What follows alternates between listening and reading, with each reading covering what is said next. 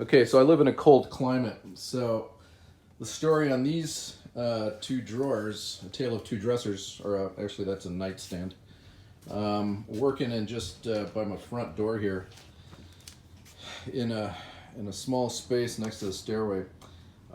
This is a drawer out of a dresser, and the major flaw is that it's missing the bottom, but it lost the center rail mechanically. The top half of the metal came off, and it was slicing the bottom of this, and so I took that out.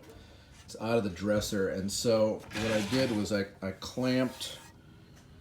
took a long guide clamp, I put it on here, and then I took my little battery-powered circular saw and sliced that so that I've got room to slide in a piece of masonite. So I need to get that cut.